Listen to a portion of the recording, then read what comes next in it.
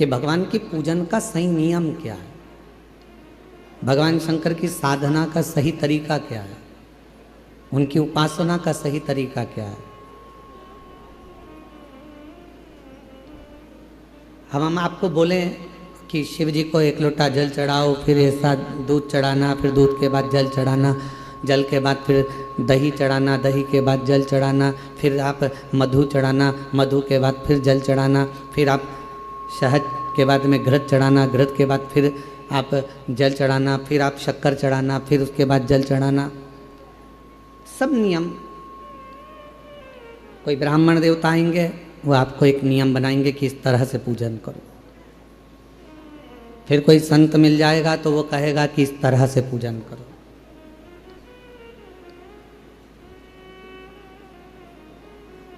फिर कोई महात्मा मिलेंगे, वो कहेंगे इस तरह से पूजन करो। पर वही बात भीम ने युधिष्ठिर से पूछी कि पूजन का नियम क्या है, हम भगवान शंकर की पूजन कैसे करें, हम भगवान शंकर की आराधना साधना कैसे करें, क्या नियम हो सकता। अब यहाँ जितनी माताएं बैठी हैं, हम एक एक को खड़ा करके पूछे हैं कि तुम बताओ कि शिव जी के पूजन का नियम क्या है। तो हम दामोदर प्रसाद जी से पूछेंगे, वो अलग नियम बताएंगे, उनके बेटे से पूछेंगे तो वो अलग नियम बताएंगे, बहू से पूछेंगे वो अलग नियम बताएंगे। बोलो सही है कि गलत है।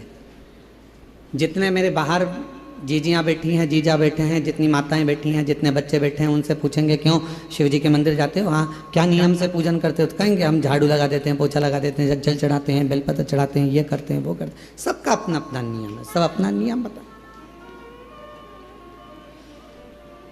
भीम ने भी युधिष्ठिर से पूछा कि शिव पूजन का नियम क्या है।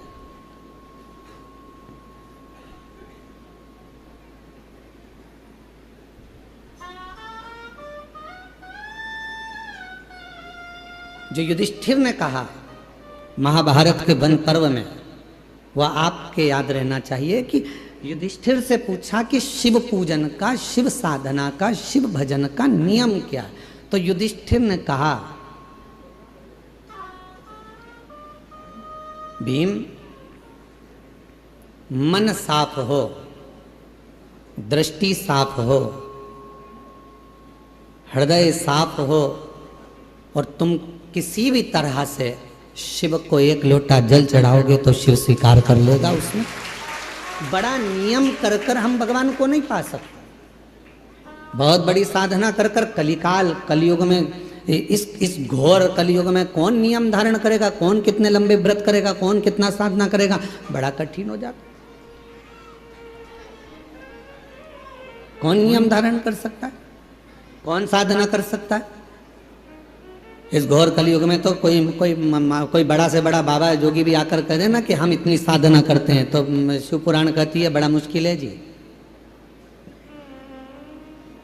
तुलसी बाबा ने तो एक ही लाइन में सबको, पूरे को तुलसीदास बाबा ने एक ही लाइन में सबको समेट दिया, कलयुग केवल नाम आधारा, सुमर सुमर नर उतर ही पार। तुलसीदास बाबा को मालूम था कलयुग में बहुत सारे साधन बताएंगे, कोई इधर से आएगा ये बताएगा, कोई उधर से आएगा वो बताएगा, कोई कहेगा इसको भजो, कोई कहेगा उसको भजो, कोई कहेगा ऐसा करो, कोई कहेगा वैसा करो। तो तुलसीदास जी ने लिख दिया कि कलयुग केवल नाम धारा और सुमर सुमर नर उतर ही पार।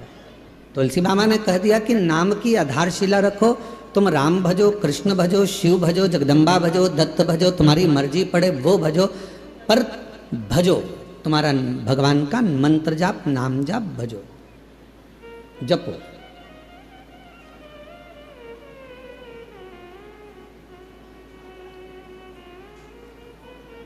मंत्र जाप, साधना, नाम जाप, कीर्तन ये करो। स्पीकर ऑन चालू करो, बाहर के स्पीकर। और जब मंत्र, साधना, व्रत, हम कुछ भी करें, पर यदि हमारे मन ही पवित्र नहीं है, हमारा हृदय ही पवित्र नहीं है, तो क्या हम शिव को प्राप्त कर सकते? और मैंने तेरे ही भरोसे बाबा, तेरे ही भरोसे हवा बिच उड़ती जावांगी बाबा डोर हत्तो छड़ी नाम कटी जावांगी भोले मैं तेरी पतंग शंभो मैं तेरी पतंग हवा बिच उड़ती जावांगी बाबा डोर तो छड़ी नाम कटी जावांगी। शिव कथा कह रही है कि साधना में मन की पवित्रता होना चाहिए।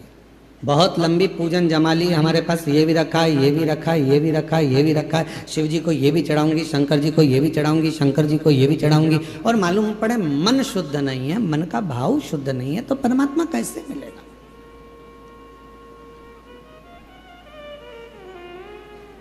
एक लाइन वो आप गुनगुनाते हो, हमने आंगन नहीं बुआरा कैसे आएंगे हरि, अब तक गंदा पड़ा है द्वारा कैसे आएंगे हरि, कैसे आएंगे? उनको बुलाने के लिए हमारे मन के मेल को बाहर करना है। कहां पर आए हो आप लोग कथा श्रवण करने के लिए? बाबा कुबरेश्वर के धाम, मेरी जीजियों का मायका और मेरे जीजाओं का ससुराल।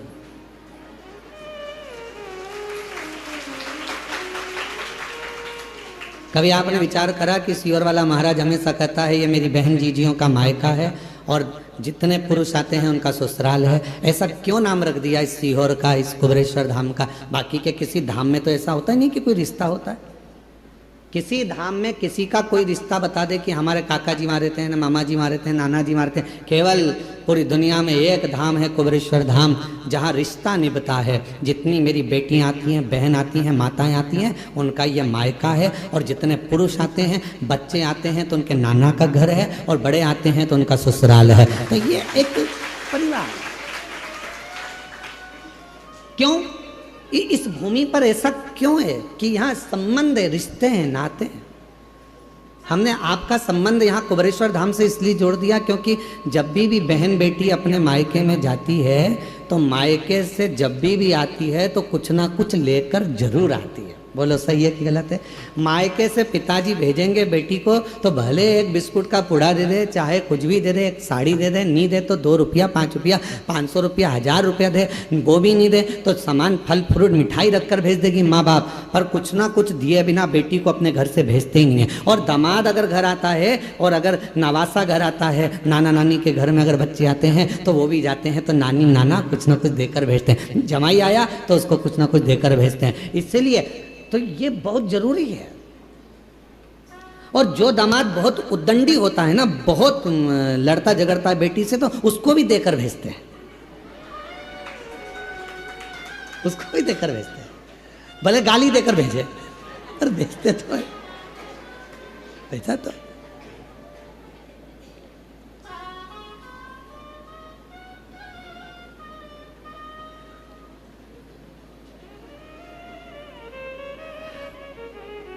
हमारे परिवार में जब शादी होती थी तो हमारी परिवार में जब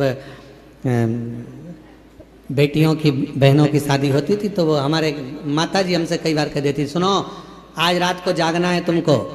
हमने पूछा क्यों मम्मा? तो कहा कि शाम को वो तुम्हारे छोरी है ना अपने परिवार की, उसका ब्याह है ना तो वहाँ कन्यादान करना पड़ेगा तो पाँव पूजना पड़ेगा। अब तुम्हारे इधर पाँव पूछते कि नहीं पूछते? जम के तो बोलो पूछते। तो अब रात के समय जब फेरे होते हैं तो पाँव पूजना पड़ेगा। तो हमारी माता जी हमको जगा के रखती थी, और सो भी जाते तो ढूंढ के लाती थी, चलो पाँव पूजो। अब रात को नींद में एक तो काम कर करके थक जाओ और ऊपर से रात को मम्मा माता जी जगाए और पाँव पूजवाए, तो धीरे धीरे पाँव पूजते पूजते मन में फुसफुसा भी देते थे, देखो जीजा जी पाँव पूज रहे हैं, जब तक पूज रहे हैं, जीजी को दिक्कत आई तो सिर भी पूज देते हैं। अब जीजा टेंशन में है तो वो पास में जीजी बैठे तो उसको तो जीजी कह देती है ही ऐसा, है ही ऐसा।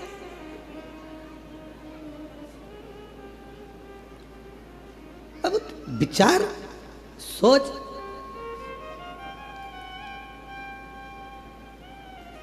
होता है कभी कभी ऐसा स्मरण।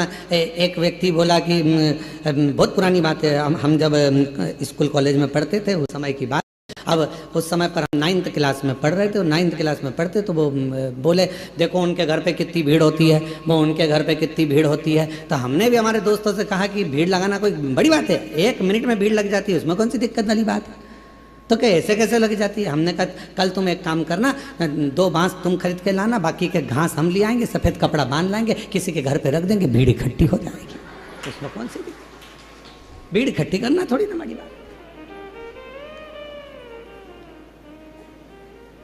भीम ने पूछा युधिष्ठिर से कि शिव पूजन का विधान क्या है, भगवान को पूजने का विधान क्या।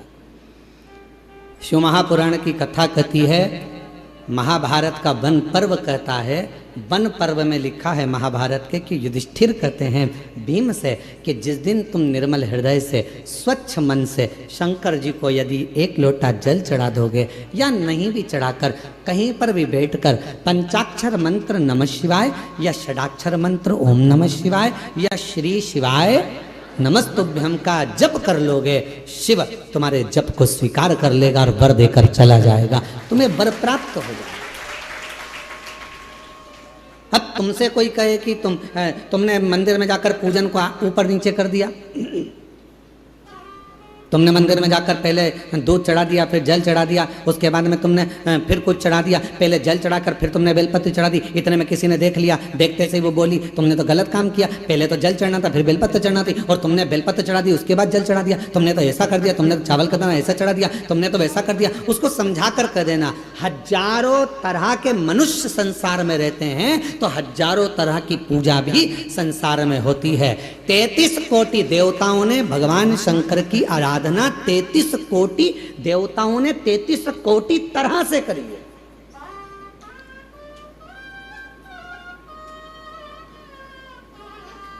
कई लोग हमसे कह देते हैं हमने शिव पुराण पढ़ी है, आप जो जो बताते हो शिव पुराण में तो कई बार मिलता ही नहीं है, तो हम क्या एक ही पुराण में से बोलते हैं। भगवान की कथा, भगवान का नाम, भगवान का सुंदर स्वरूप चरित्र कितनी पुराणों में, कितने वेदों में, कितने शास्त्रों में और कितने कितने ग्रंथों में लिखा हुआ है महाराज। ऐसे ऐसे ग्रंथ, ऐसे ऐसे शास्त्र विद्वान लिख लिख कर चले गए। उन विद्वानों की पूंजी को हम ग्रहण करते हैं और उसको पढ़ने के बाद फिर शिव पुराण के माध्यम से जनमानस को लाकर दे देते हैं, जिससे जनमानस का कल्याण हो और शिव तत्व को लोग पहचाने। अब कोई कह दे कि हमने तो पढ़ा है, तो उनसे निवेदन कहेंगे 33 कोटि देवताओं ने 33 कोटि तरह से भगवान शिव की आराधना करी। सबका तरीका अलग था, सबका पूजन का विधान अलग था, सबका भजन करने का विधान अलग था। उसी तरह शंकर जी के पूजन के अनेकों अनेक विधान है, शिव जी को रिझाने के अनेक अनेक विधान है, बहुत विधान।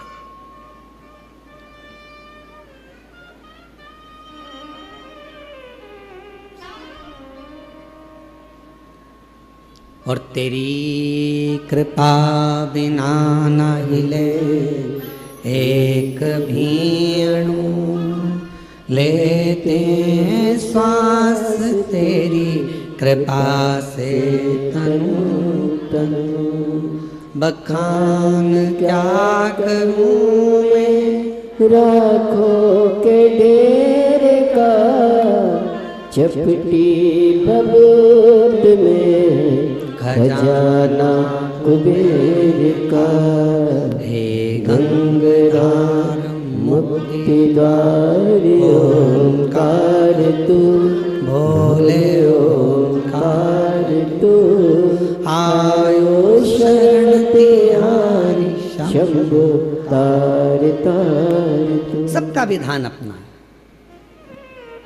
सबका तरीका अपना है, पूजन का नियम सबका अपना है। कभी भी यह मत सोचना कि मैंने इस तरह से पूजन करी भगवान स्वीकार करेगा कि नहीं करेगा। कभी यह मत सोचना कि मैंने भगवान को ऐसे पूजा है भगवान स्वीकार करेगा कि नहीं करेगा। कभी यह मत सोचना कि मैंने तो इस तरह से व्रत कर लिया भगवान स्वीकार करेगा कि नहीं करेगा। मैंने तो इस तरह से कथा सुनी भगवान स्वीकार करेगा कि नहीं करेगा। बस निवेदन है, मन पवित्र रखना, भगवान स्वीकार लेगा।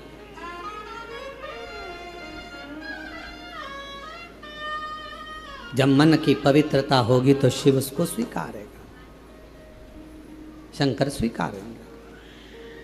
और किसके पीछे शिव आते हैं? भगवान किसके पीछे आते हैं? तो कहा माल वाले के पीछे मानव आता है, मनुष्य आता है।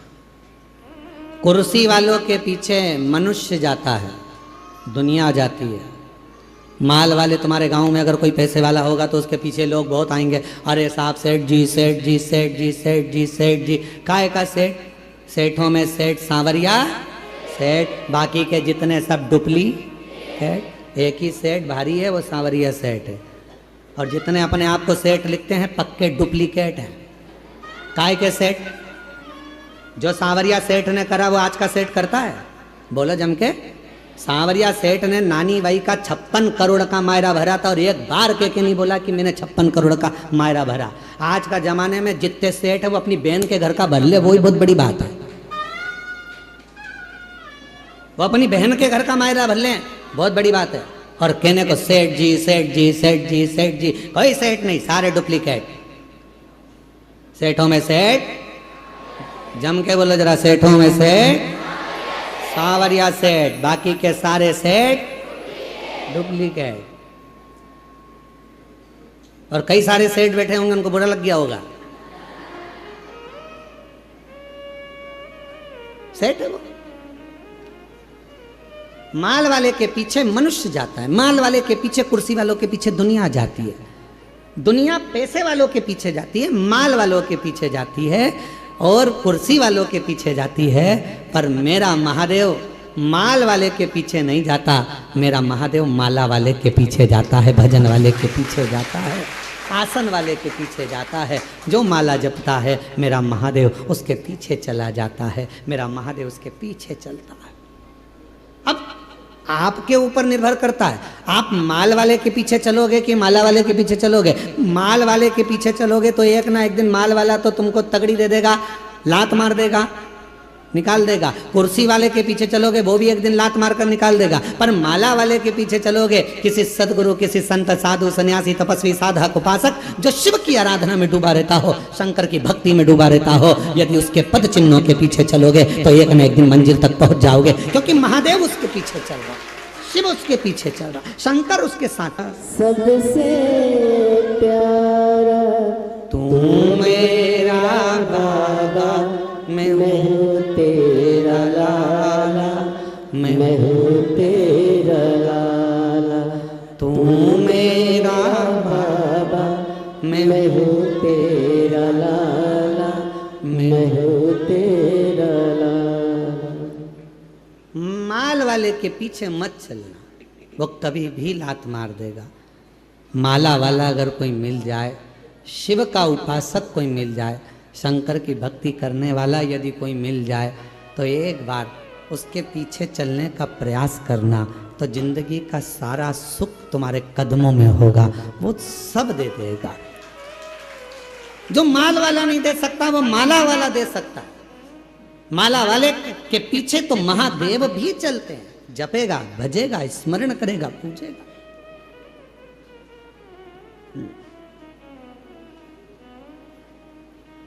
आज पूरी दुनिया, पूरा विश्व बाबा देवाधिदेव महादेव की भक्ति में लगा हुआ है। बच्चा बच्चा एक लोटा जल चढ़ाने के लिए मंदिर जाने लगा है। नवयुवक बेटा बेटियों के मन में एक उत्कंठा, एक उत्सुकता उत्पन्न होती है कि शिव को मैं जानूं। बुजुर्ग माता पिता के मन में भाव आता है कि टीवी चालू कर दो, मुझे शिव पुराण सुनना है। शिव पुराण। कल एक पत्र था एक बहन का, अब पत्र को ढूंढना पड़ेगा बहुत सारे पत्रों में, तो कहीं अगर यहाँ बैठी हो तो वो बिना कथा के रह नहीं सकती, बिना कथा के।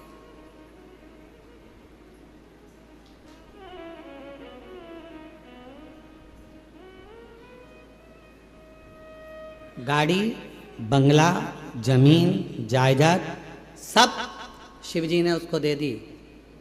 उससे पूछा जाए कि तुझे कहां से मिला, तो कहे शंकर जी के दरवाजे से, नहीं तो मेरे तो शून्य थी, शून्य थी। कथा नहीं सुनती तो बुखार आ जाता। बच्चे लोग परेशान, जब कथा नहीं आती तो बच्चे लोग उसको मोबाइल में चालू कर दे देते कि 5-10 मिनट मेरी माता को सुन लेने दो, वो यहाँ बैठी होगी। बच्चे जहाँ कथा होती है बच्चे लोग कह देते हैं ये नहीं जाएगी तो मर जाएगी, इसको ले जाओ कथा में।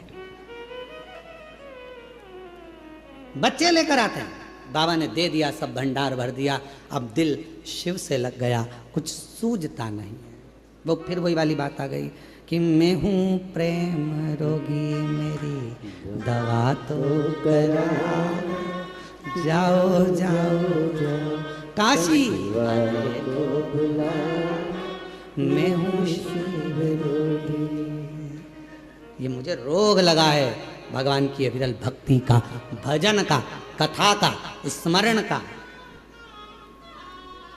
दामोदर प्रसाद जी कथा करवा रहे, दामोदर प्रसाद जी के वहाँ जब कथा का क्रम जब वहाँ नहीं हो पाई तो इनके मन में था कथा कैसे होगी कैसे होगी, वहाँ परमिशन नहीं, ये नहीं हो रहा, वो नहीं हो रहा। आखिरी में ललकता दामोदर प्रसाद साहू जी के मन में थी, तो धनोरा से भगवान शिव ने इनके मन की बात को जान लिया। शायद धनोरा वासी बड़े किस्मत वाले होंगे जो आज शिव महापुराण की कथा के यजमान बनकर कथा का रस तत्व ग्रहण कर रहे। ये शिव तत्व है, ये भगवान की अविरल भक्ति है।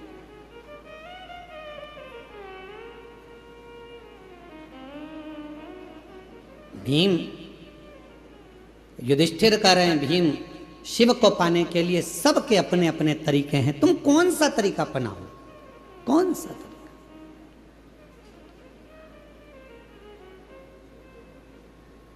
हमने कथा में कहा था 2 परीक्षा होती है, एक होती है लिखित परीक्षा, एक होती है जम के बोलो मौखिक परीक्षा। लिखित परीक्षा में थोड़ी बहुत नकल हो सकती है, पर मौखिक परीक्षा में नकल होगी क्या? बैठे हो सामने, परीक्षा लेने वाला सामने बैठा है, चल ये क्वेश्चन है, इसका उत्तर दे। रामू के काका की काकी का मायका कहाँ था बता, चक्कर खा गया। फिर उसने पूछा रामू कौन, फिर उसने और प्रश्न करे तो ऑफिसर ने कह दिया प्रश्न मैं करूंगा कि तू करेगा, जल्दी बोल। उत्तर नहीं।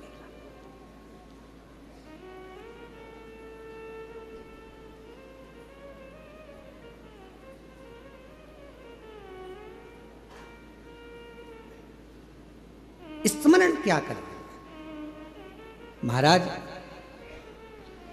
लिखित परीक्षा में नकल हो सकती है पर मौखिक परीक्षा में नकल नहीं होती है।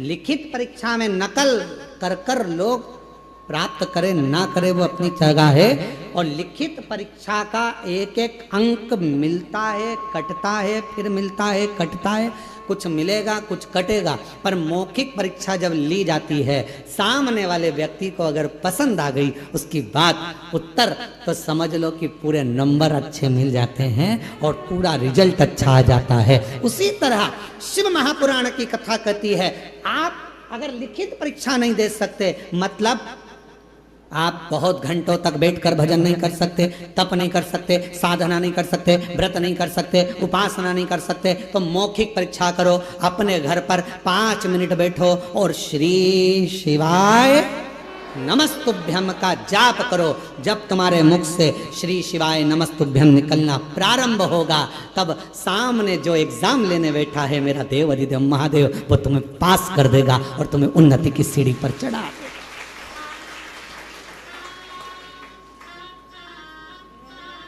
श्री शिवाय नमस्तुभ्यं, श्री शिवाय नमस्तुभ्यं, श्री शिवाय नमस्तुभ्यं, श्री शिवाय नमस्तुभ्यं, श्री शिवाय नमस्तुभ्यं। ये मौखिक परीक्षा है। आप आए हो कुबेरेश्वर बाबा की धरा पर, शिव जी का कंकर शंकर पूजन करा, 5 कंकर उठाकर पूजन करा, कंकर शिला पर जल चढ़ाया, प्रार्थना करी, विनय करा, निवेदन करा, आपने दंडवत प्रणाम करा, वहां की रच को लेकर अपने पेट पर, अपने शरीर पर, अपने उदर पर, जहां तुमको लगाना था कंकर शंकर की मिट्टी को, तो मैंने अपने शरीर पर लगाया, विनय करी, बाबा तेरे ऊपर आश्रित होकर आई हूं, मैंने सुना है इस दरबार से कोई खाली नहीं गया, तो मेरी झोली खाली नहीं रहना चाहिए बाबा, तो झोली जरूर भर देना। ये विश्वास के साथ, एक पूर्ण श्रद्धा के साथ, पूर्ण आस्था के साथ जब शंकर के कंकर शंकर भूमि पर आप दंडवत प्रणाम कर कर वो एकांत में बैठकर 108 बार श्री शिवाय नमस्तुभ्यम बोलते हो, उस समय पर तुम्हारी मौखिक परीक्षा होती है, तब मेरा देवाधिदेव महादेव तुम्हारी झोली भरकर भेज देता है, झोली भरकर भेज देता।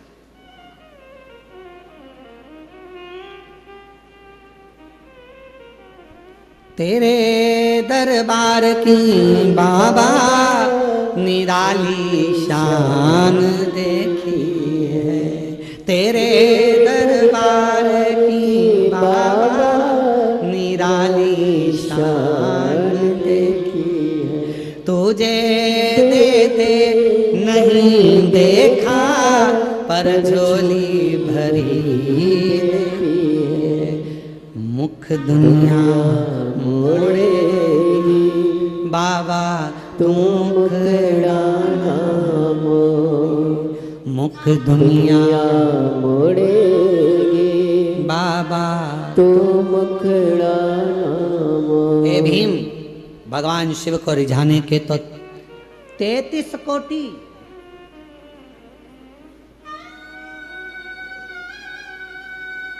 33 करोड़ तरीके हैं शिव को रिझाने के, सबका अपना अपना तरीका है। कोई कहेगा ओम नमः शिवाय बोलो, कोई कहेगा नमः शिवाय बोलो, कोई कहेगा ये बोलो, कोई कहेगा वो बोलो, कोई कहेगा श्री शिवाय नमस्तुभ्यं, कोई कहेगा राम बोलो, कोई कहेगा ओम नमः भगवते वासुदेवाय बोलो, कोई कहेगा कृष्ण बोलो, कोई कहेगा दत्त बोलो, कोई कहेगा, सबका अपना। 33 कोटि देवता हैं तो 33 कोटि तरीके शंकर को रिझाने के हैं, 33 कोटि तरीके से शिव का पूजन होता है। हजारों, मध्य प्रदेश में पूजन का तरीका अलग होगा तो छत्तीसगढ़ में पूजन का तरीका अलग होगा, गुजरात में पूजन का तरीका, सबका तरीका अलग है। भगवान परंतु एक ही भाषा जानता है, वो प्रेम की भाषा, तरीका कोई सा भी।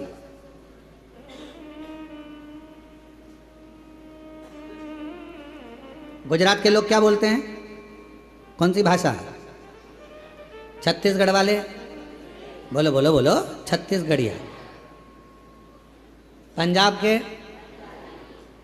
हरियाणा के हरियाणा, महाराष्ट्र के मराठी, बंगाल के बंगाली, सब तेलंगाना के तेलंगी, जो भी भाषा आपकी बोलने वाली है, आंध्रा की अपनी, यहाँ की अपनी, वहाँ की। अब हमें एक बात तुम बताओ रे, जितने बैठे हो सब बताओ, और जितने आस्था चैनल पर सुन रहे हो वो भी बताओ, भगवान को कौन कौन सी भाषा आती होगी? जरा विचार करो, बोलो बोलो बोलो, जम के बोलो जरा, भगवान को कौन कौन सी भाषा आती होगी? पृथ्वी पर यह भाषा क्या भगवान ने बनाई कि तुम मराठी बोलना, तुम गुजराती बोलना, तुम ये बोलना, तुम ये बोलना, तुम वो बोलना? भगवान केवल एक भाषा जानता है। चींटी भी रोती है तो वो आंसू पोंछने आता है, हाथी भी पुकारता है तो गरुड़ छोड़ कर आता है, और जब एक मछली को भी दर्द होता है तो वो तड़प कर दौड़ पड़ता है। जीव जंतु पशु पक्षी जानवर मनुष्य सबकी एक भाषा भगवान ने जानी है, वो है उसकी प्रेम की भाषा। जब वो भगवान को हृदय से पुकारता है वो आता। अब तुम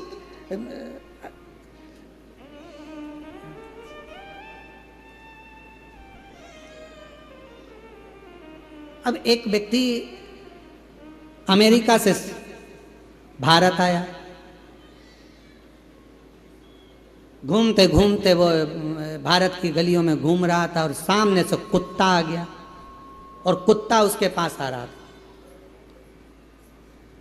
अब अंग्रेजी में कुत्ते को बोले, please please please. Please don't touch me, please. अब कुत्ते को बोले तो कुत्ते को समझ में आए? कुत्ता और उसके पास में आए। इतने में एक व्यक्ति चिल्ला कर बोला हाँ, कुत्ता भाग गया। कुत्ता अंग्रेजी नहीं समझता, कुत्ता मराठी नहीं समझता, कुत्ता गुजराती नहीं समझता। कुत्ता केवल ये समझता है कि मुझे किसने रोटी दी है, कौन प्रेम से मुझे पाल रहा है, कौन मुझसे लाड़ लड़ा रहा है, कौन मुझसे प्यार कर रहा है। कुत्ता उसकी भाषा समझता है और उसके पीछे पीछे दौड़ता है। उसको नहीं आता, उसको नहीं समझना, समझेगा। पूरी दुनिया की केवल एक भाषा है और वो है प्रेम की भाषा। पूरी दुनिया में एक भाषा चलती है और वो है प्यार की भाषा। अच्छे से अच्छे व्यक्ति को कोई अगर अच्छे से अच्छे व्यक्ति को अगर तुम्हें रिझाना है तो उसको धन से, दौलत से, संपदा से, सत्ता से, वैभव से नहीं, उसको केवल प्रेम की भाषा से रिझाया जा सकता है। तुम प्रैक्टिकल घर में करो ना। एक बार चिढ़कर बोल दो अपने पति से, देखो मेरे को सामान ला कर दे देना, पहले बोल दे रही हूँ। वो चिढ़कर जवाब देगा और एकदम प्यार से सिर पे पल्लू लेके बड़े प्रेम से, ए जी आज मुझे बुला दोगे क्या? इतनी स्माइल में बोलोगे तो वो तुरंत फोन लगाएगा। क्यों, कहाँ है तू? अरे तेरी भाभी को जरा ये सामान चाहिए, ला देगा क्या? इतनी फास्ट, गया ही नहीं, सामान दरवाजे पे आ गया। प्यार की भाषा में, स्नेह की भाषा में समर्पण होता है। पुकारो उसको प्रेम से, हृदय से। जब आप लोग आंख बंद कर लेते हो, भगवान को दिल से जब हृदय से कहते हो, भोला सब दुख काटो, ओ भोला सब दुख काटो। कितने प्रेम से जब आप पुकारते हो, स्नेह से आप पुकारते हो, वो स्वीकार करता है। कल शाम के समय आरती के पहले, लगभग आरती होने वाली होगी 6:30 बजे के आरती का टाइम होता है, प्रदोष काल की आरती का 6:30 बजे। उस समय पर कुछ माताएं वो आम के पेड़ के साइड में बैठी बैठी भजन गा रही थी, बड़े प्रेम से गा रही थी, इतने स्वर में। और कम से कम 8-10 होंगी और कुछ नहीं था उनके पास, फिर भी वो भगवान को, तेरी कृपा का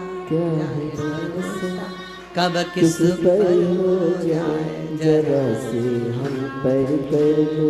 हाँ, वो भजन गा रही थी तो हमने आशीष से कहा, आशीष इतने प्रेम से गा रही है, आज शंकर भगवान इसको देख ही मानेंगे, पक्का है, इससे कृपा कर कर ही माने। इतने प्रेम से, कोई सुने ना सुने, पंडाल में बैठी है, मंदिर प्रांगण में बैठी है। हम आपसे भी कहेंगे, मंदिर प्रांगण के अंदर कहीं बैठे हो, 10 माताएं मिल गई, 15 माता मिल गई, 5 मिनट 10 मिनट जो भजन आपको आता है उसको गुनगुनाया करो, उसका स्मरण करा करो, उसकी भक्ति करा करो। आए हो अपने बाप के घर में, अपने पिता के घर में, तो यहाँ खुश रहकर, अलमस्त रहकर 5 दिन की कथा है। आज 3रा दिन हो जाएगा। कल कथा का समय यही 2 बजे से 5 बजे तक हो जाएगा। कल कथा की शिवरात्रि हो जाएगी और परसों के दिन सुबह 8 बजे से 11 बजे तक कथा होकर 11 बजे बाबा का अन्नकूट प्रसाद प्रारंभ हो जाएगा। सब अपने अपने घर भोजन प्रसाद पाकर चले जाएंगे। हो गई कथा, 5 दिन पूर्ण हो जाएंगे, मालूम ही नहीं पड़ेगा। और कई लोग ऐसे भी हैं कि झगड़े में ही निकल जाएंगे, ये मेरी जगह, ये मेरी जगह, ये मेरी जगह, ये मेरी जगह, हट तू इधर से, तू उधर, और झगड़ा कर रहे हैं, लड़ रहे हैं। सामान कौन का, सब गए अपने अपने। इसलिए निवेदन है, शिव महापुराण की कथा, भगवान प्रेम की भाषा जानता है, प्रेम दीजिए।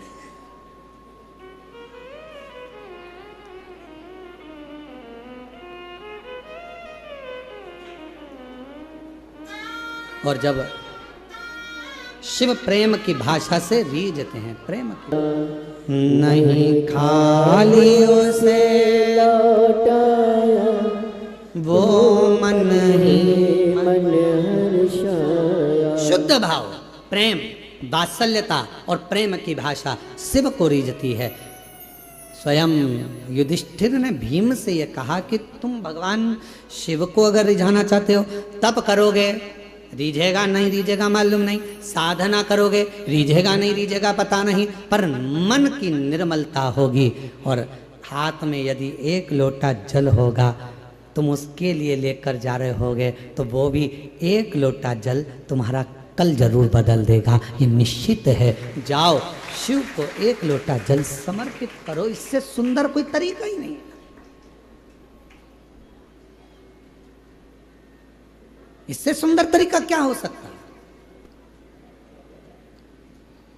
और आप सबसे निवेदन करें, फिर निवेदन कर रहे हैं, माल वाले के पीछे नहीं, माला वाले के पीछे चलो, भजन के पीछे, स्मरण के पीछे, भक्ति के पीछे।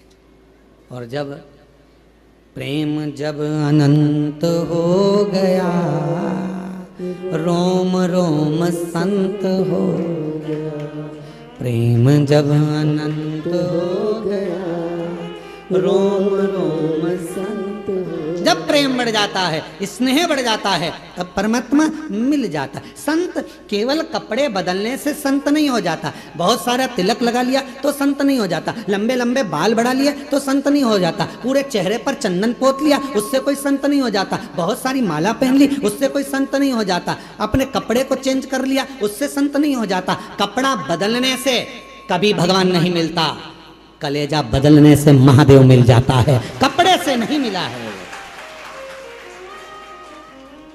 कपड़ा बदलने से मेरा महादेव कभी नहीं मिला, कैसा भी कपड़ा पहन लो। कई लोग पूछते भी हैं, क्यों गुरुजी शंकर जी की पूजन में सफेद कपड़े पहनना चाहिए कि पीला पहनना चाहिए कि नीला पहनना चाहिए, लाल पहनना चाहिए, हरा पहनना चाहिए? हम उनसे कहते हैं तुम्हारी मर्जी हो, जैसा पहनो, जो होगा तुम्हारे घर में वो पहनो। हम काहे को बोले कि ये कपड़ा खरीद के लाओ और फिर पहनो, मालूम पड़े तुम्हारे पति और हमको ढूंढते फिर रहे हो।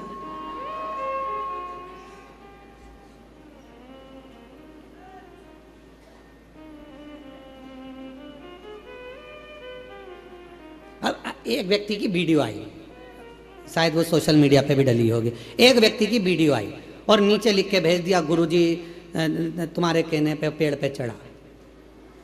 अब वो व्यक्ति बेलपत्री के पेड़ पे चढ़ गया, उतर रहा था, मालूम पड़े चड्डा पहना था और वो बेलपत्री के पेड़ पे चढ़ा और उतरते उतरते खूंटे में उसका चड्डा फंस गया।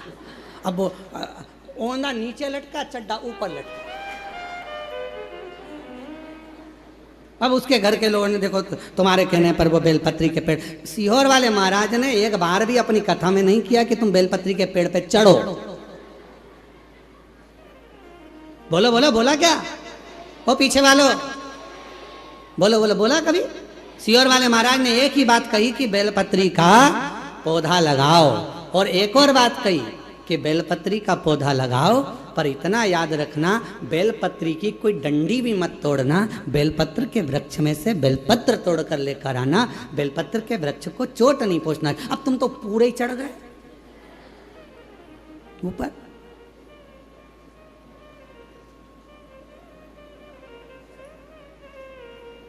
अगर होगी ना हमारे पास में वीडियो तो हम कल तुमको पूरी मीडिया को दिखाएंगे, ठीक है? जितने लोग ब्रेक हैं वो नीचे लिखा गुरुजी तुमने, हमने फिर कह रहे हैं ये नहीं कहता। आजकल सीहोर वाले गुरुजी की वॉइस कैच करी जाती है और गुरुजी जैसा बोलते हैं तो गुरुजी का तो फोटो लगा दिया जाता है। वो कौन सा जमाना है रे? AI का जमाना। तो वो गुरुजी का फोटो लगा देते हैं और आवाज गुरुजी की निकाल निकाल के ना जाने कौन सी AI आई, ऐसी बाई ना जाने कहाँ से आई, वो AI तो उसने गुरुजी की आवाज नोट कर ली और फोटो गुरुजी का और बोल वो देते हैं, आज गुरुजी ने ऐसा बताया, ये चढ़ाना वो चढ़ाना। हमारा निवेदन है तुम किसी के चक्कर में मत पड़ना। सीहोर वाले महाराज की ओरिजिनल वीडियो तुम्हारे पास हो तो स्वीकार करना, हमारी सोशल मीडिया पे डली हो उसमें से निकालना। त्यौहार पाता है तो हमारी सोशल मीडिया पे हम वीडियो जरूर डालते हैं, उसमें से निकाल कर फिर उसको सुनना कि गुरुजी ने बोला कि नहीं बोला। नहीं तो आजकल तो चेहरा लगा लगा के लोग नया नया काम कर रहे। तुम्हारी पहचान की अगर ये AI बाई कहीं मिल जाए तो सीहोर जरूर लेकर आओ, तो उससे पूजन कर। कहाँ ढूंढो? हम तो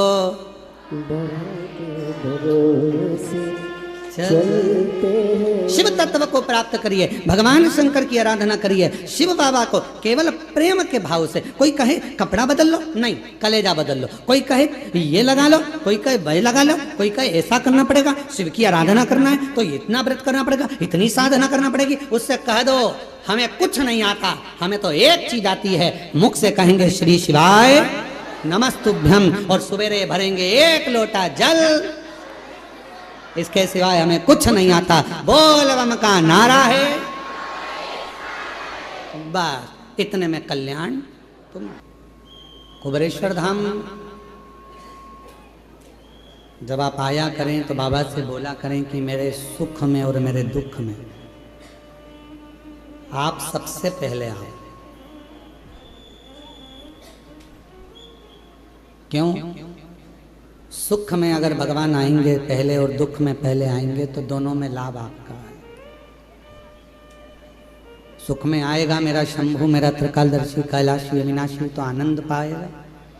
और दुख में अगर भगवान शिव पहले आ गए तो फिर दुख वहां रह नहीं सकता, दुख वहां रहेगा ना।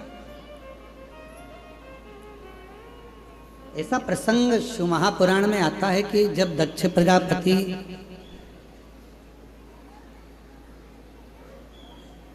ने नगर में सूचना करी कि मेरी बेटी सती का विवाह करना है और इसका स्वयंवर है,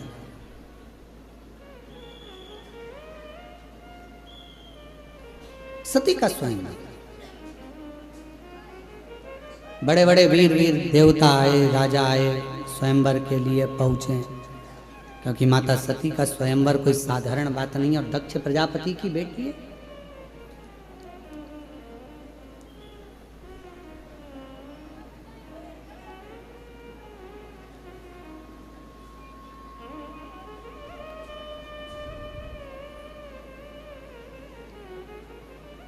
सबको पत्र गया, सबको निमंत्रण गया, पर मेरे देवाधिदेव महादेव के यहाँ ना तो कोई पत्र गया ना कोई निमंत्रण गया।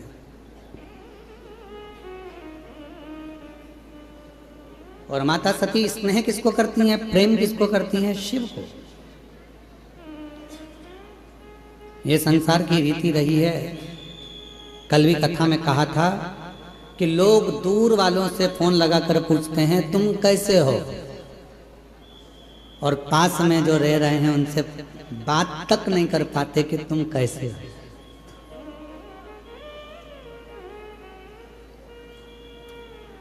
ये दुनिया की रीत है, किसी एक की रीत नहीं है, ये दुनिया की रीत है। दूसरों से जरूर पूछा जाता है आप कैसे हो, कैसे हो, कैसे हो, पर जो घर में रह रहा है, घर में जो निवास कर रहा है, प्रेशर खोलो बक्सों का, घर में जो निवास कर रहा है, जो रह रहा है, उससे पूछा ही नहीं जाता कि तुम कैसे हो। उसकी मन की दशा क्या है, उसके मन का भाव क्या है।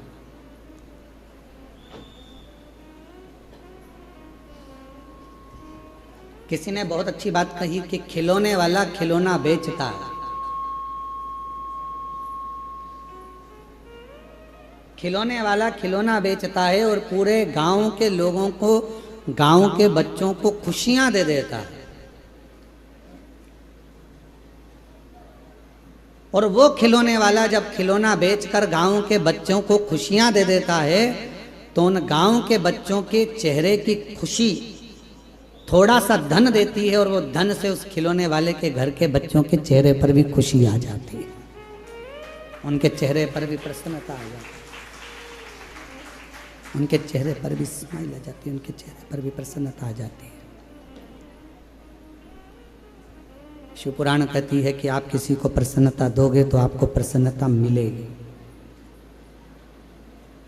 आप किसी को अच्छा दोगे तो आपको अच्छा मिलेगा। और गाली देकर देख लो, गाली भी मिलेगी और बोनस भी मिलेगा।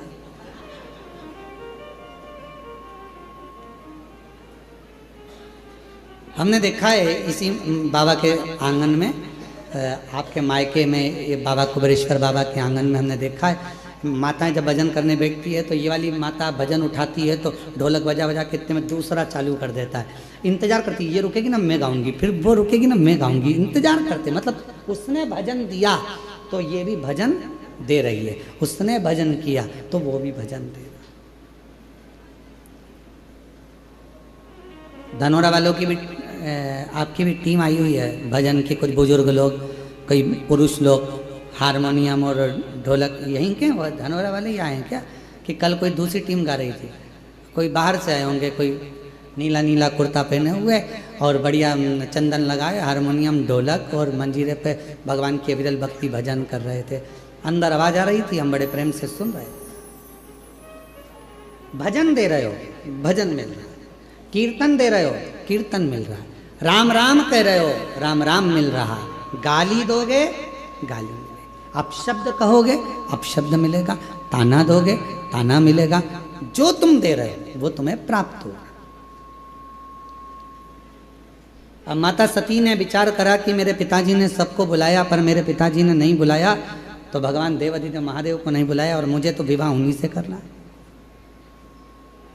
मुझे तो उन्हीं के साथ विवाह करना है। मेरा विवाह तो केवल मेरे को शिव जी के साथ ही करना है, भगवान शंकर जी के साथ ही करना है। पर मेरे पिताजी ने तो बुलाया ही नहीं है, उनको निमंत्रण ही नहीं दिया है मेरे पिताजी ने तो देवादिदेव महादेव को। और दक्ष प्रजापति ने नगर के शिल्पकारों को बुलाया जो मूर्ति बनाते थे, और मूर्ति बनाने वालों को बुलाकर कहा शिल्पकारों को कि एक पत्थर की शंकर जी की प्रतिमा बनाओ और मेरे राज्य के दरवाजे पर लगाओ, जहां से सब अंदर आएंगे तो वो शंकर भगवान को द्वारपाल बना के मेरे दरवाजे पर खड़ा कर दो, जिससे दुनिया के लोगों को लगे कि शिव जी को द्वारपाल बनाया है, शिव जी को द्वारपाल।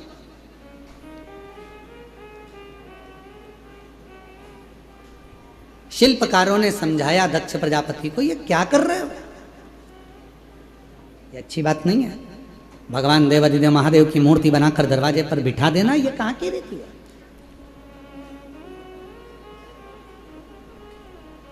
एक शिल्पकार आया, उसने समझाया, दूसरा शिल्पकार आया, उसने समझाया, तीसरा शिल्पकार आया, उसने समझाया, सबने समझाया, पर कोई समझे। इस व्यासपीठ से एक निवेदन करूं आप सबसे अगर यदि आप लोग अपनाएंगे तो कहना उत्तमता है, नहीं तो व्यर्थ बोलना और व्यर्थ बात को रखना ये तो श्रेष्ठता नहीं है। कर सकते हो क्या आप लोग जो हम बोलने जा रहे हैं?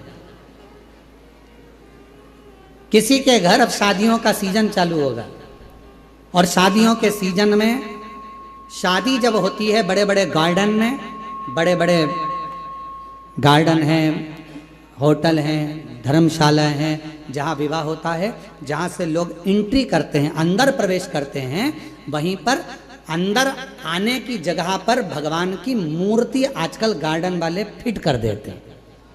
बोलो सही है कि गलत है? आप पान खाते हुए जा रहे हो, खाना खाकर जा रहे हो, भोजन कर कर जा रहे हो, शादी में प्रवेश कर रहे हो, नाच रहे हो, कोई मदिरा पिया हुआ है, बाराती किसको मालूम कौन कैसा है, कोई ड्रिंक करा हुआ है, मदिरा पिया हुआ है, कोई गलत भक्षण कर रहा है, किसी ने गलत काम कर दिया, कोई गलत विचार से गलत व्यवहार से आया हुआ है, और दरवाजे पर तुमने भगवान गणेश जी को बिठा दिया, दरवाजे पर तुमने वेंकटेश भगवान को बिठा दिया, दरवाजे पर तुमने शिव जी बाबा को बिठा दिया, दरवाजे पर तुमने ठाकुर जी को बिठा दिया, दरवाजे पर कृष्ण की मूर्ति रख दी, दरवाजे पर तुमने शिव जी की मूर्ति रख दी, दरवाजे पर तुमने भगवान की मूर्ति रख दी। नहीं, एक नियम बनाओ आज से, कथा सुनने वाले एक नियम बना लो, किसी की शादी में जाओ और दरवाजे पर अगर किसी भगवान की मूर्ति प्लास्टिक की या पीओपी की किसी की भी मूर्ति रखी देखो, तो तुम जो लिफाफा दो ना, उस लिफाफे के ऊपर एक लाइन लिख कर दो कि भगवान की जगह अपने बाप को बिठा देते।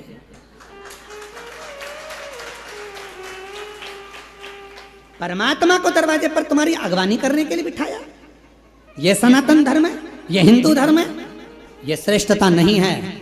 हम अपने पिताजी को अंदर सोफे पर बिठाते हैं, हम अपने दादाजी को सोफे पर बिठाते हैं, हम अपने बुजुर्गों को अंदर घर में बिठाते हैं, आदर करने के लिए अंदर बिठा, और भगवान को तुमने दरवाजे पर लाकर बिठा दिया। कहीं गणेश जी रख दिए, कहीं किसी ने ये वाले देवता रख दिए, किसी ने वो वाले देवता रख दिए। किसी भी देवता को शादी की एंट्री में, शादी के प्रवेश में दरवाजे पर नहीं होना चाहिए। ना जाने कैसे कैसे लोग आते हैं, वहीं पान खाते, थूकते, वहीं दारू पीते, मदिरा पीते, निकल कर जाते, और हमारे देवता उनकी अगवानी करके लिए खड़े हैं। ये कौन सा नहीं, ये ठीक नहीं, गला पकड़ रहा है, ये श्रेष्ठता नहीं है, ये ठीक नहीं। दरवाजे पर कोई देवता नहीं होना चाहिए। लिख दो लिफाफे के अंदर, अंकल जी हम आपकी शादी में आए थे, बेटे की शादी आपने करी पर हमको अच्छा नहीं लगा, आपने भगवान को दरवाजे पर द्वारपाल बनाकर बिठा दिया, ये हमको ठीक नहीं लगा। जब 25-50 लिफाफों पर ये लिखा रहेगा तो अगली बार शादी करने वाला सबसे पहले कान पकड़ेगा और भगवान की मूर्ति को दरवाजे पर अगवानी करने के लिए द्वारपाल बनाकर नहीं देगा। हम सुधरेंगे, जम के बोलो, हम सुधरेंगे, युग सुधरेगा। पहले सुधरना हमें अपन को पड़ेगा। एक नियम, शादियां चालू होगी, 11 के दिन देव उठ जाएंगे, विवाह चालू हो जाएंगे। आप सब जितने आस्था चैनल पर कथा सुन रहे हो, जितने फेसबुक यूट्यूब पर कथा सुन रहे हो, जितने पंडाल में बैठकर कथा सुन रहे हो, बिना संकोच के कोई टेंशन मत लेना कि कोई क्या कहेगा। आग लगे बस्ती में, अपन रहो मस्ती में, क्या किसको रोइए, चादर तान के सोइए। तो अपने को टेंशन लेना नहीं, टेंशन दे के चलो पर लेके मत चलो। अपने को टेंशन नहीं लेना। लिफाफे पे लिख दो सबसे बड़े अक्षर में, आपके घर पर हम आए थे, शादी में होटल में आए, घर पर आए, दरवाजे के बीच में, इधर से लोग निकल रहे, इधर से लोग निकल रहे, बीच में तुमने गणेश जी को रख दिया, ये अच्छी बात नहीं। शंकर जी को रख दिया, अच्छी बात नहीं। अयोध्या के राम जी को रख दिया, अच्छी बात नहीं। कृष्ण जी को रख दिया, बाकी बिहारी को रख दिया, ये अच्छी बात नहीं। ये हमें अच्छा नहीं लगा। लिख दो साहब, हमें अच्छा नहीं लगा। ये मूर्ति दरवाजे पर नहीं। अगर रखना ही है तो तुम्हारा दूल्हा दुल्हन का जो स्टेज बने, उस स्टेज के पीछे तुम भगवान को रखो तो तुम्हें आशीर्वाद प्रदान करेंगे, वर देंगे, दरवाजे पर नहीं।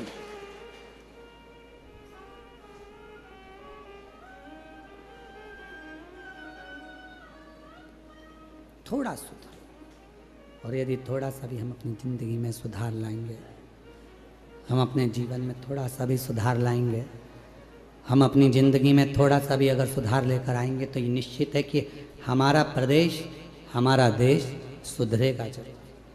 थोड़ा सा सुधार। क्या करा दक्ष प्रजापति ने? शिल्पकारों को बुलाया और शिल्पकारों को बुलाकर उन शिल्पकारों को बुलाकर शिव जी की मूर्ति, शिव जी की प्रतिमा बनवाई, शंकर जी की प्रतिमा।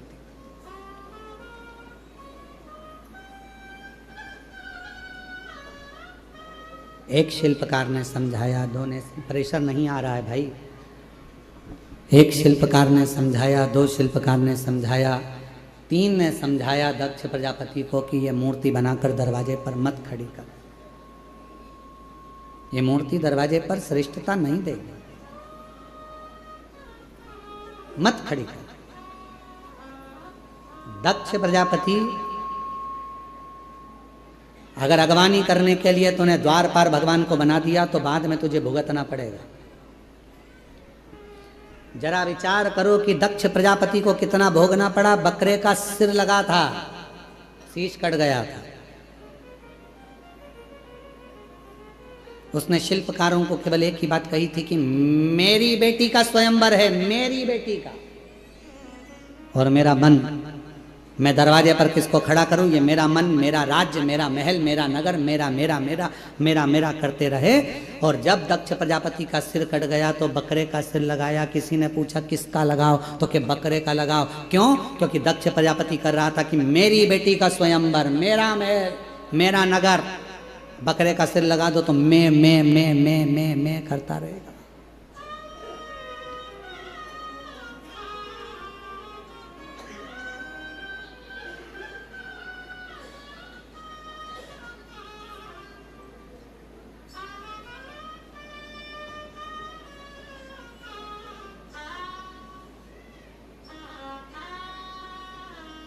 दुनिया में मैं शब्द, मेरा, मैंने करा नहीं। प्रभु आपकी कृपा से सब काम हो रहा है। प्रभु आपकी कृपा से सब काम हो रहा है। करते हो भोले बाबा मेरा नाम हो रहा है। प्रभु आपकी कृपा से सब काम हो रहा है। भोले आपकी कृपा से सबका मेरा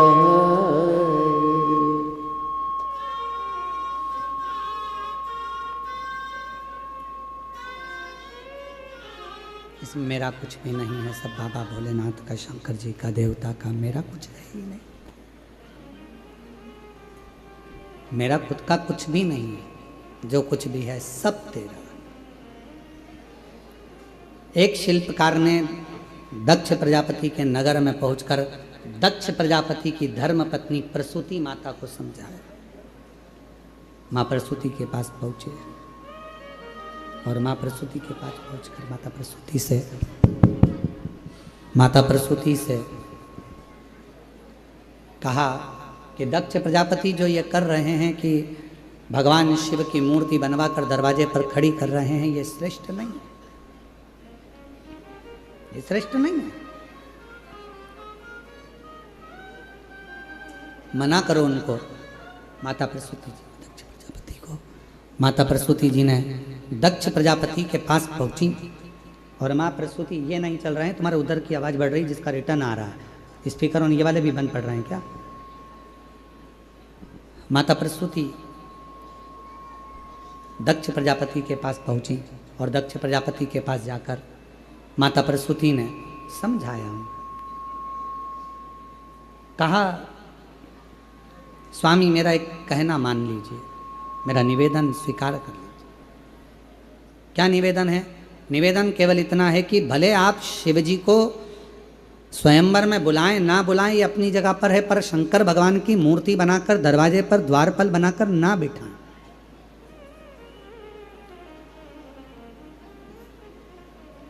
दरवाजे पर द्वारपाल बनाकर शिवजी को ना बिठाया जाए।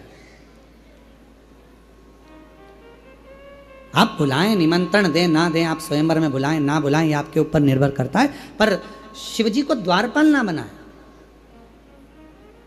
भगवान शंकर को द्वारपाल बनाना ये श्रेष्ठता नहीं है, आप मत बनाइए।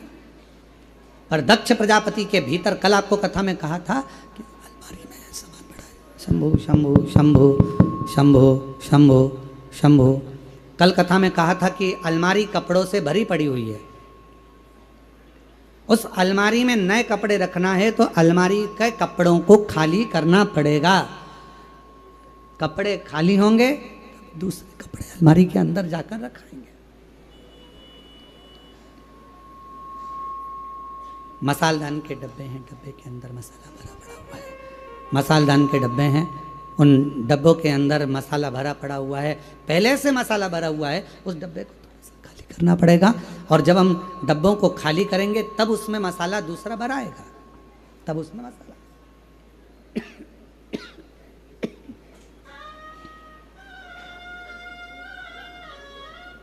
उसी तरह शिव महापुराण की कथा कर रही है, भगवान शंकर का चरित्र कर रहा है, शिव महापुराण की कथा कर रही है कि अपने भीतर की अभिमत्ता, अपने भीतर का अभिमान, अपने भीतर का हम, अपने भीतर का मैं और मेरा, ये सब निकल कर बाहर जाएगा। जब मैं और मेरा बाहर निकलेगा, शंभु शंभु शंभु शंभु शंभु शरणे मांगू घड़ी रे घड़ी, दुख काटो दया करी मैं दर्शन आपो। शंभु शरण शंभु शंभु शंभु शंभु, दुख काटो दया करी न दर्शन ओ। शंभु शरणे पड़े मांगू घड़ी रे घड़ी, दुख काटो दया करे मैं दर्शन आपो। दक्ष प्रजापति के भीतर इतनी अभिमत्ता, इतना अहंकार भरा गया था कि उसके मुख से बस मेरी बेटी का स्वयंवर है और मुझे ये करना है, मुझे ये करना है। अब दरवाजे पर द्वारपाल बनाकर भगवान शिव जी को बिठा दिया और भगवान स्पीकरों की आवाज़ बढ़ा दो, सब आवाज़ बढ़ाओ। देवादिदेव महादेव की कथा कर रही है, शिव महापुराण की कथा वर्णन कर रही है। भगवान देवादिदेव महादेव को भगवान शंकर को द्वारपाल बनाकर खड़ा कर, और जैसे ही द्वारपाल बनाया गया, शिवजी की मूर्ति को शिल्पकारों ने तराश कर द्वारपाल बनाकर दरवाजे पर खड़ा कर दिया। दरवाजे पर बड़े बड़े राजा देवता सब माता सती के स्वयंवर में आ रहे हैं। माता सती के स्वयंवर में सब प्रवेश कर रहे हैं, सब आ रहे हैं। दरवाजे पर देखते हैं कि भगवान शंकर को खड़ा करा है। दरवाजे पर देखते हैं कि शिवजी भगवान शंकर के स्वरूप को, भगवान शंकर की प्रतिमा को दरवाजे पर खड़ा किया। शंकर जी की प्रतिमा दरवाजे पर खड़ी है, शिवजी का स्वरूप दरवाजे पर खड़ा हुआ है, भगवान शंकर का प्रतिबिंब स्वरूप दरवाजे पर खड़ा। जो विद्वान देव थे, भगवान विष्णु तो अंदर प्रवेश कर रहे थे, पर भगवान नारायण अंदर प्रवेश नहीं करे। जो शंकर भगवान को दरवाजे पर देखा तो भगवान नारायण वापिस चल दिए, वापिस पुनः फिर चल। ब्रह्मा जी ने देखा कि दरवाजे पर शिवजी खड़े, ब्रह्मा जी भी वापिस आ गए।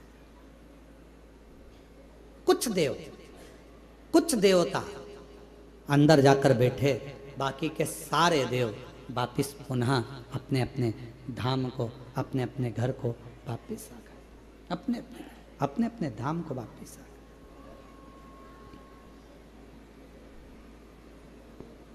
आप जरा ध्यान दीजिएगा कि स्वयंवर में ना भगवान विष्णु है, स्वयंवर में ना भगवान ब्रह्मा जी हैं, स्वयंवर में ना इंद्र हैं, स्वयंवर में ना गरुण है, स्वयंवर में ना वरुण है, स्वयंवर में कोई बड़ा देवता उस स्वयंवर में पहुंचा ही नहीं। सब निकल कर बाहर आ गए, सब निकल कर, सब अपने अपने भवन में प्रवेश कर गए, सब अपने।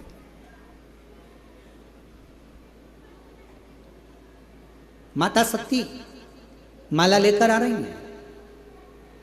जैसे ही स्वयंवर में माता सती ने प्रवेश किया और माता सती जैसे माला लेकर प्रवेश करी, सती माता ने देखा कि पिताजी ने सबको बुलाया पर मेरे शिव को नहीं बुलाया, और उन्हीं को ही तो मुझे माला पहनाना।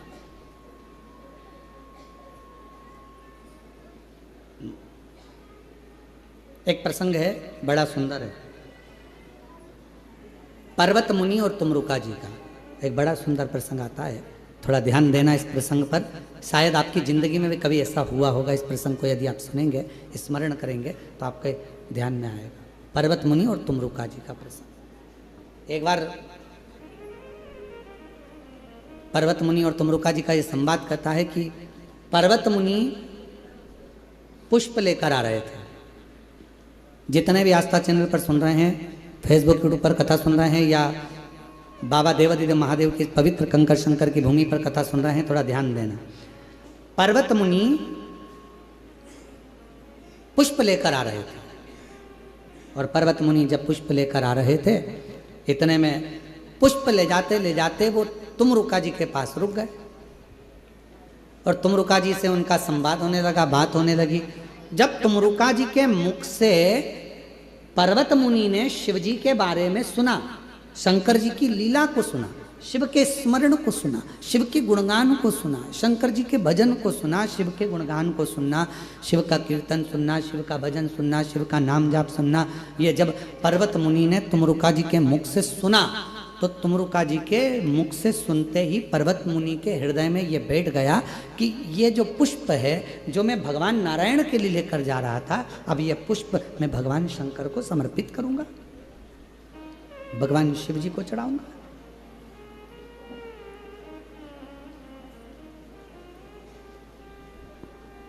पर्वत मुनि ने पुष्प लिए और पुष्प लेकर भगवान देवादिदेव महादेव को चढ़ाने के लिए चले। तुमरुका जी ने पर्वत मुनि को रोका, ये पुष्प कहाँ लेकर जा रहे हो? तो कहा ये वाले जो पुष्प हैं मेरे पास में, ये तो मैं भगवान विष्णु के लिए लेकर जा रहा था। अच्छा, तो अब ये पुष्प कहाँ लेकर जा रहे हो? तो कहा इस पुष्प में से थोड़े से पुष्प में देवादिदेव महादेव को चढ़ा दूंगा। थोड़ा ध्यान देना कथा पर। तुम रुका जी ने पर्वत मुनि से कहा, यदि तुम पुष्प तोड़ कर लेकर आए, उतार कर लेकर आए, किसके लिए? जम के बोलो, भगवान विष्णु के लिए। अब तुम क्या कर रहे हो कि इस पुष्प में से मैं थोड़े से पुष्प भगवान शंकर को चढ़ा दूंगा। तुम रुका जी ने कहा, तुम्हारा वो पुष्प अब शिव स्वीकार नहीं करेंगे। दिल से, मन से जो पुष्प था तुमने वो भगवान विष्णु को दे दिया है। अब तुम शंकर को कुछ मत दो, वो पुष्प श्री हरि नारायण को ही दे दो। शिव को तो केवल हृदय से प्रणाम कर लोगे तो भी शिव स्वीकार कर लो, स्वीकार कर लो। हमने कई माताओं को देखा है, कई लोगों को देखा है, फूल वाले के यहाँ जाते हैं, माला देना साहब, कितनी माला चाहिए? 2 माला दे दो। किसके लिए? हमारे आज दादाजी का श्राद्ध है, दादा दादी का श्राद्ध है, 2 माला दे दो। उन्होंने दादा दादी के लिए माला ले ली, श्राद्ध की माला ली, और माला लेने के बाद फिर फूल वाले से कहा इसमें थोड़ा सा फूल भी डाल दो। क्यों? तो वो थोड़ा पूजन में काम आ जाएगा, फूल डाल दोगे तो। अब तुमने माला ली दादा दादी के लिए, माला खरीदते समय तुमने पुष्प ले लिया, वो पुष्प तुम लेकर आ रहे थे दादा दादी की माला के लिए। भाव तुम्हारा दादा दादी के प्रति था, श्रद्धा तुम्हारी दादा दादी के प्रति थी, पर पुष्प तुमने जो लिया वो लेकर जरूर आए हो, पर उसमें श्रद्धा, उसमें विश्वास, उसमें मन की एकाग्रता नहीं है, उसमें मन की एकाग्रता नहीं।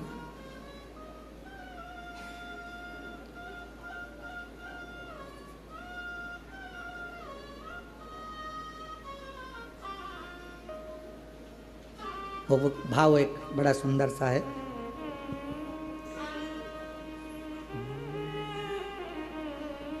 बड़ी दूर से चल कर आया हूँ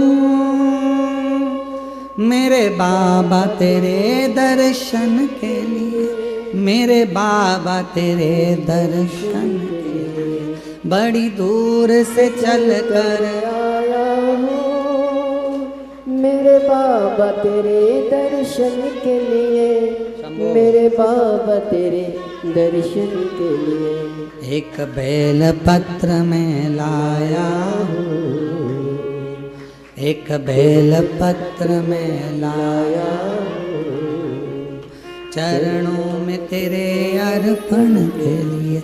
एक बेल पत्र में लाया हूँ चरणों में तेरे अर्पण के लिए। बड़ी दूर से चल कर आया हूँ मेरे भोले तेरे दर्शन के लिए। बड़ी दूर से चल कर आया हूँ मेरे बाबा तेरे दर्शन के लिए, मेरे बाबा तेरे दर्शन के लिए।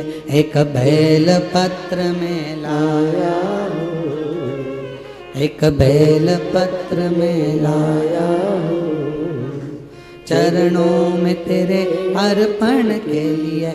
एक बेल पत्र में आया हूँ चरणों में तेरे अर्पण के लिए।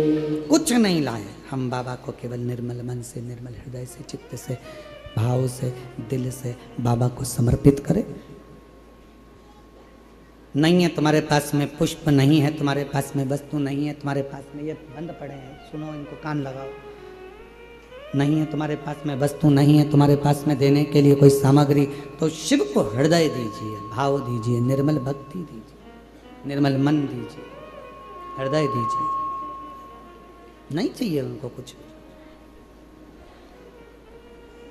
दरवाजे पर भगवान शंकर हैं, शिव की प्रतिमा है, और दरवाजे पर जब शिव जी की प्रतिमा है,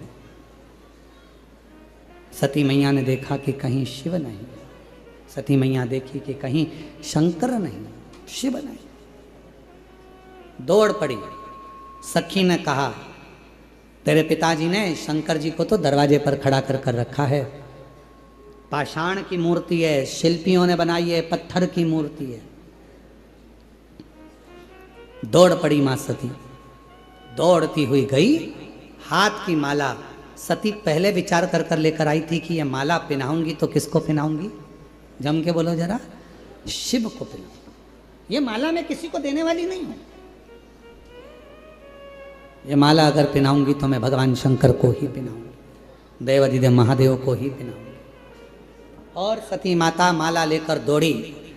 आप अगर एक बेलपत्र अपने गांव से आ रहे हो, लेकर भी आ रहे हो, ये विचार कर कर लाए हो कि ये बेलपत्र मैं चढ़ाऊंगी तो कुबेरेश्वर बाबा को ही चढ़ाऊंगी, तो वो बेलपत्र कैसे भी घूम फिर कर पहुंचे, चाहे कैसे भी जाए, वो कुबेर भंडारी के पास पहुंचता जरूर है। उसी तरह जिस पुष्प को, जिस माला को, जिस भाव से हम लेकर जा रहे हैं, जिसके लिए लेकर जा रहे हैं, वो उस तक पहुंचती जरूर है, उस तक पहुंचेगी, वहां तक वो पहुंच जाएगी। बस आपका हृदय, आपका मन, आपके हृदय की शुद्धता, आपके मन की पवित्रता, शुद्धता, ये भीतर से हो, मन से हो।